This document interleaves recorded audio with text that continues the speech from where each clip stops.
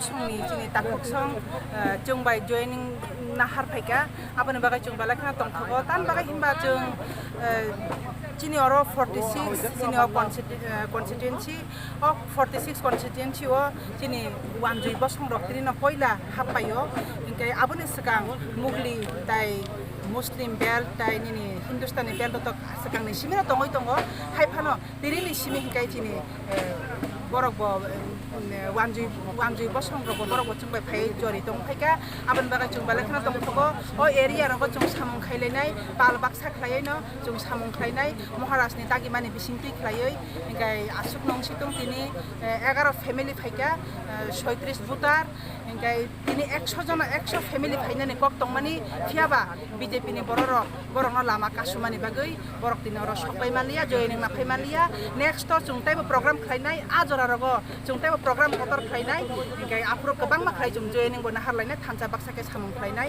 asuk no ang Tipramo thalong lip bubagra ayu obuni bosongni borok bubagra ni ogira tibar no le buso joti saput khaino borok saput khlayo borok no chung bujok kha borok buji mani bisintino borok ro hapai মধ্যে আমরা প্রায়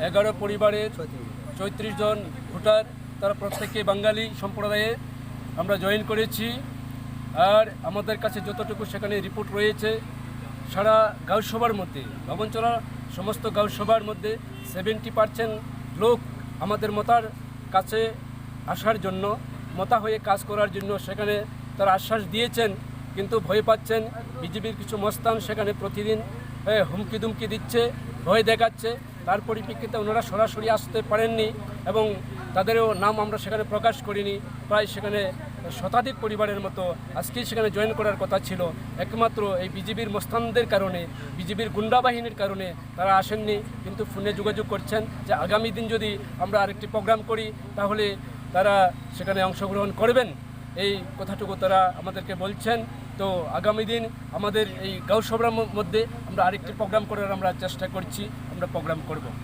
দাদা কোন group থেকে কোন party থেকে আমি সেখানে কমিউনিস্ট পার্টিতে ছিলাম সিপিআইএম পার্টিতে ছিলাম আমি লক্ষ্য করতে পেরেছি ত্রিপুরা রাজ্যের মধ্যে সিপিআইএম পার্টির যে অবস্থানটা সেই অবস্থানটা একেবারেই দুর্বল কারণ এই বিজেপি বাহিনী আমার পর সেখানে 3টি গাড়ি সেখানে জ্বালিয়ে পুড়িয়ে ধ্বংস করে দিয়েছে আমার উপর বিজেপিরা বিভিন্ন আক্রমণ সেখানে সংগঠিত করেছে কিন্তু সেই সময় আমার পার্টি থেকে আমার সিপিএম পার্টি থেকে আমাকে কোনো ধরনের কোনো সাহায্য সেখানে করেনি আমি বারংবার বলেছি যে আমাকে এখানে সাহায্য করার জন্য আমাকে তোরা হেল্প করার জন্য মানসিকভাবে অর্থ দিয়ে নে টাকা দিয়ে না শুধু মানসিকভাবে সেখানে সাহায্য করার জন্য কিন্তু সেই সিপিএম পার্টির কর্মীরা সেই আমার বাড়ি পর্যন্ত সেখানে আসেনি আমি পার্টির সেখানে অঞ্চল কমিটির সদস্য ছিলাম এবং ভারতের গণতান্ত্রিক যুব ফেডারেশনের ডিসিএম ছিলাম এবং তফসিলি সমন্বয় সমিতির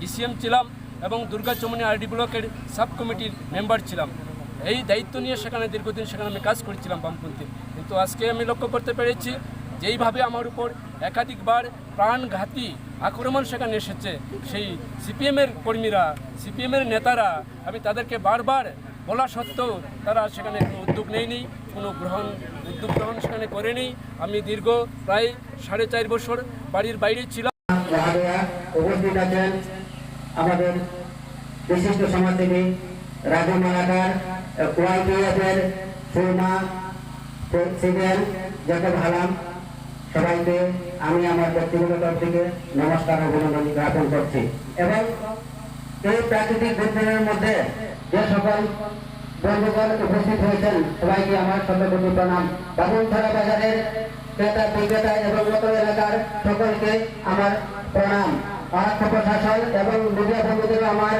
প্রণাম আর যাদেরকে ধন্যবাদ না দিয়ে পারি না তারা হলেন বাই ইলেকশনে এই উত্তর এলাকা থেকে আমাকে 36টি ভোট দিয়েছেন তাদেরকে আমি শতকোটি প্রণাম জানাই বন্ধুগণ অনেকে বলে থাকেন মহারাজা কমিউনিয়াল না বন্ধুগণ যার ধরুন তো উদাহরণ আমি নিজে আমি একজন হিন্দুস্তানি সম্প্রদায়ের মানুষ আমাকে উনি বাইক ট্রেনের প্রতিযোগিতা করার জন্য নির্বাচন করেছেন মহারাজার যে রাজ পরিবার এই রাজবংশের সাথে রবীন্দ্রনাথ ঠাকুরের গভীর সম্পর্ক ছিল এমনকি আচার্য জগদীশ চন্দ্র বসুর সাথেও সম্পর্ক ছিল, ওনাকে আর্থিকভাবে যথেষ্ট সাহায্য করেছিলেন আমাদের রাজ পরিবার থেকে।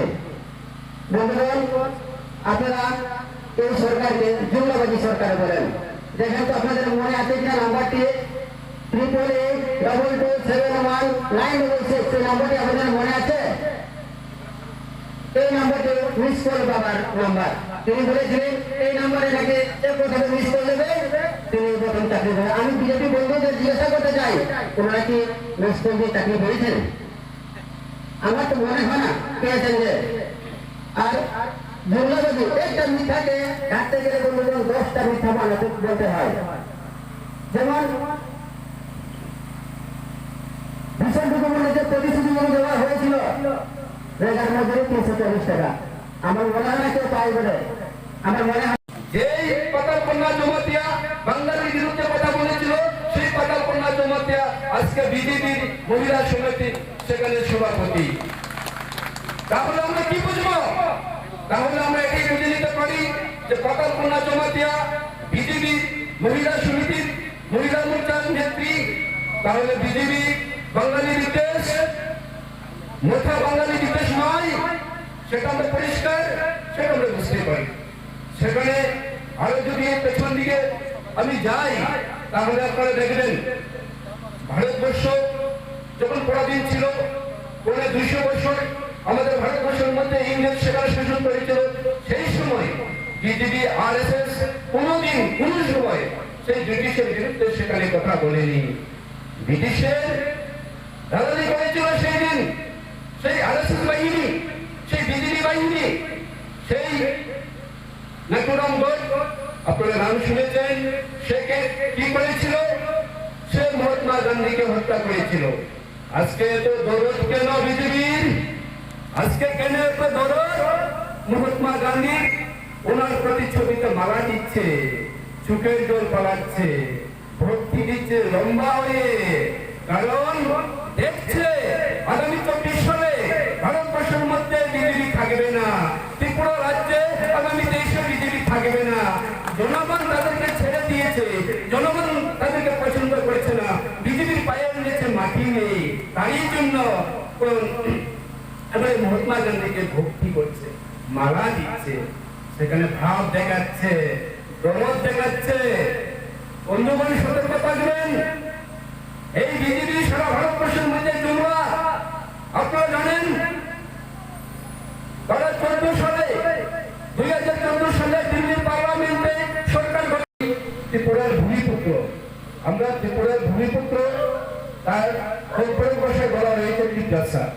সেখানে 21টি জাতির মধ্য দিয়েই সেই ত্রিপ্রাসা এই সরকার সেখানে সৃষ্টি হয়েছে বা রচনা করা হয়েছে।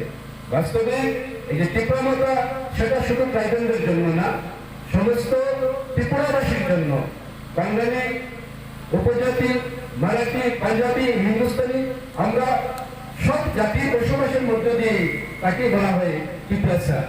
তাই বন্ধুগণ, এটা হচ্ছে যারা ভুল বুঝে আমরা বাঙালি বন্ধুরা এখানে যারা আমরা বসবাস করছি, যারা শুনছেন, এটা উপজাতির পার্টি না, এটা বাঙালিরও পার্টি।